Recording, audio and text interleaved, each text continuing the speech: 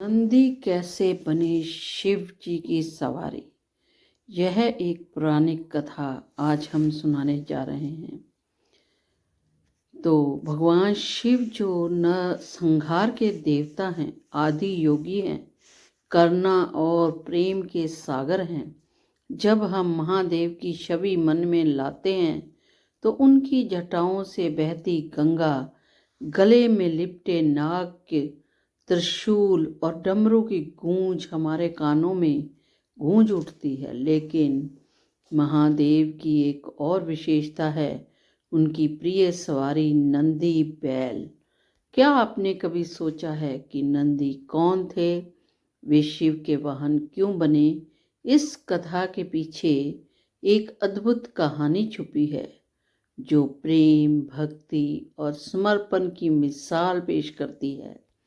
आज हम आपको उस पौराणिक कथा के माध्यम से नंदी के जन्म से लेकर शिव के परम भक्त बनने तक की यात्रा सुनाने जा रहे हैं। तो इस अद्भुत कथा को अंत तक सुने और हमारे चैनल को सब्सक्राइब करना ना भूलें, ताकि ऐसी ही पुरानी कहानियाँ आपको मिलती रहें। तो कथा का प्रारंभ करते हैं। बहुत समय पहले की बात है। स्वर्गलोक में एक महान ऋषि थे, शिलाद ऋषि। वे ब्रह्मचारी थे और अपने तप और साधना में लीन रहते थे।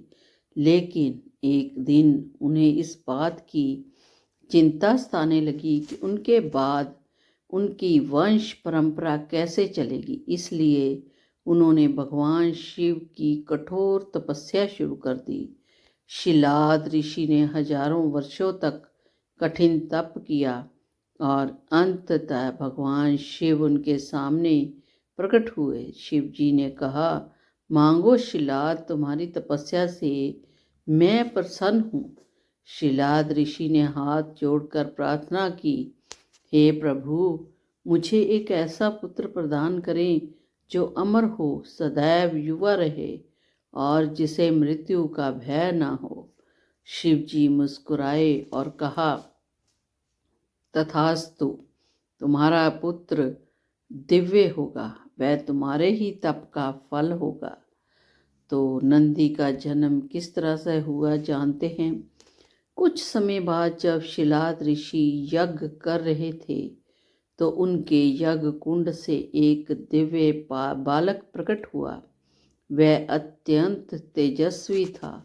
उसके मुख पर अद्भुत आभा थी और उनकी आंखों में भक्ति और शक्ति का संजोग झलक रहा था। ऋषि ने उस बालक का नाम रखा नंदी।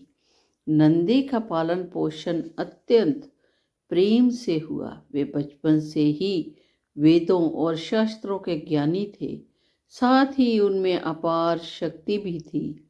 लेकिन जब वे बड़े हुए तो एक दिन देवताओं के गुरु बृहस्पति ऋषि शिलाद ऋषि के आश्रम में आए। जब उन्होंने नंदी को देखा तो एक गहरी चिंता उनके चेहरे पर छा गई। शिलाद ऋषि ने पूछा, गुरुदेव, आप इतने चिंतित क्यों दिखाई दे रहे हैं? बृहस्पति ने गहरी सांस ली और कहा, शिलाद, यह बालक दिव्य तो है, लेकिन इसे मृत्यु से मुक्ति नहीं है। यह सुनकर शिलाद ऋषि और नंदी दोनों ही व्याकुल हो गए। नंदी ने अपने पिता से कहा, पिताश्री, यदि मुझे मृत्यु से छुटकारा पाना है तो मुझे समय भगवान शिव की शरण में जाना होगा। तो नंदी ने उसी क्षण संकल्प लिया कि वे भगवान शिव को प्रसन्न करेंगे और उनसे अमरता का वरदान प्राप्त करेंगे। उन्होंने जंगलों की ओर प्रस्थान किया और कठिन तपस्या करने लगे। वे केवल हवा पर जीवन यापन करने लगे और अपने मन, वाणी और शरीर को शिव भक्ति में लीन कर दिया। हजारों वर्षों की कठोर तपस्या के बाद भगवान शिव प्रकट हुए। उन्होंने प्रेम से नंदी के सिर पर हाथ रखा और कहा, वत्स, मैं तुम्हारी भक्ति से प्रसन्न हूँ।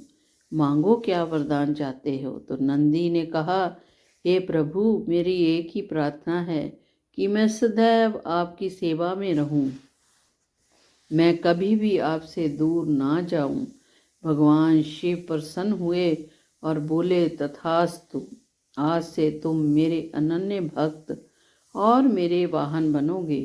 तुम केवल मेरे वाहन ही नहीं बल्कि मेरे द्वारपाल, मेरे गणों के प्रधान और प्रिय सेवक भी रहोगे।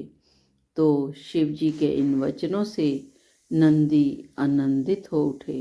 भगवान शिव ने उन्हें वरदान दिया कि वे मृत्यु से परे होंगे और जब तक संसार रहेगा उनका नाम लिया जाएगा। इसी दिन से नंदी शिव जी के वाहन बन गए और कैलाश पर्वत पर निवास करने लगे। कहा जाता है कि जब भी कोई भक्त शिवलिंग के दर्शन करता है तो वह पहले नंदी के कान में अपनी मनोकामना कहता है, क्योंकि नंदी भगवान शिव के सबसे प्रिय हैं और वे ही भक्तों की इच्छाओं को शिव जी तक पहुंचाते हैं। तो इस कथा से हमें यह सीख मिलती है कि सच्ची भक्ति और समर्पण से भगवान शिव को पाया जा सकता है। नंदी केवल शिव जी के वाहन नहीं बल्कि उनकी भक्ति के प्रतीक है। यदि हम नंदी की तरह अटूट श्रद्धा और समर्पण से भगवान की शरण में जाएंगे तो हमें भी ईश्वर का आशीर्वाद प्राप्त हो सकता है। तो दोस्तों, कैसी लगी आपको ये अद्भुत कथा? यदि आपको यह कहानी पसंद आई हो तो लाइक करें, कमेंट करें और हमारे चैनल को सब्सक्राइब करना ना भूलें।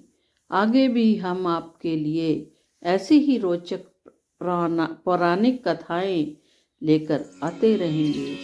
तो हर हर महादेव, हर हर महादेव, हर हर महादेव।